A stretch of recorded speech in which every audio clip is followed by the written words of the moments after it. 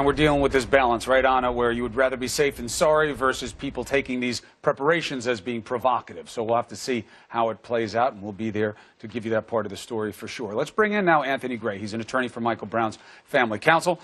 Good to have you Good morning, Chris. With us this morning. Let me ask you something. The president, in trying to give context to this situation and obviously tamp down the expectations of violence, which he should as the leader, he says this isn't like Selma. This isn't like the systemic problems of racial discrimination that we saw at that period in our development in that place. These are solvable problems. Do you agree? I do think that there are solvable problems. To be quite frankly honest with you, I thought the problems were solvable back then. We just didn't pull up our sleeves during that particular time or that generation, roll up their sleeve and solve the problem. I think it's still as big of a problem today as it was back then. Solvable, I think they were all solvable. It's just a matter of putting in the effort to do that. As big a problem as it was back then, what do you mean? Because obviously there's been tons of positive change since the 60s in terms of how we deal with each other. Right, Chris, and I understand that. And I guess back then it was more overt, more blatant. You know, it wasn't uncommon to actually see the vestiges of these attitudes of the people during that particular moment, you know, with watching people hanging from trees, for example, that kind of thing. And I know I'm going way back. You don't see that now in 2014. You kind of see much of an invisible kind of a lynching, so to speak. So I think the problem is still there. At the same magnitude. I think the effort and the desire to solve it is probably there as well. It's just a matter of if we're going to pull up our sleeves and do it. You know, as we're getting ready to cover whatever happens here, we're talking to a lot of people on the ground. One thing that I keep hearing that I want your take on is this was over for us. I keep hearing from a lot of people who are upset and going to take to the streets. As soon as it went to the grand jury, it was over for us. Now, that's counterintuitive. The perception was that the prosecutor was going to the grand jury so it would be an open process, so the people would be driving it, not him.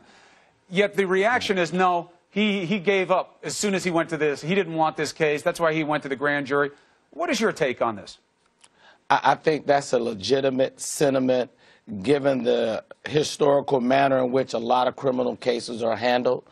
Most of the time, the prosecutor reviews the evidence on a summary basis, and they make a decision, a charging decision, based on that. The idea that you would then punt to a grand jury in this situation gives the impression that you're out of the loop, which is far from the case. The grand jury will indict if you present evidence to indict. They won't indict if you don't present the evidence to indict. At the end of the day, Chris, this grand jury decision is going to be a direct reflection on the way the evidence was presented to them, and that stems to the prosecutor. That is a common theory of how the dynamic of a grand jury works, that the prosecutor drives it so much that they have tremendous influence on the outcome. However, there's a wild card here, counsel. Darren Wilson taking the stand is unusual in grand juries. A good lawyer like yourself rarely wants to put your client, who's a defendant, in that position. But he was there for a long time. There are whispers that he was an effective witness. That can mean a lot to a grand jury when they're not hearing equal testimony from the other side, right? Absolutely. And, you know, he was there. He was able to give a one-sided version of events. Perhaps there was questions asked of him, but probably not of the same sort and extent that it would have been under a cross-examination situation. So he was able to give his testimony, and perhaps he was persuasive because the pressure and the heat was not applied through the cross-examining techniques. So, you know, maybe that'll bode well for him, or maybe it won't. It's just really hard to say. However, and again, to give the benefit of the doubt to the process, the prosecutor would be doing the cross-examining at trial, obviously, and he has more freedom. He or she has more freedom in the grand jury than they do at trial. Rules of evidence don't apply. Hearsay doesn't apply. It's his or her show. So are you willing to give the benefit of the doubt here that the prosecutors could have really grilled this guy in there and they could really be making the case, or are your suspicions that they're just waiting for people to do their job for them? You just hit it on the head.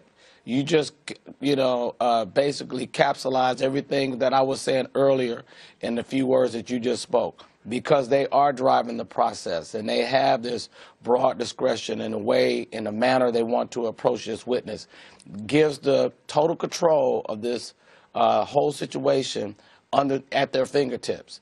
And that is a concern of the community. That's why they don't trust it.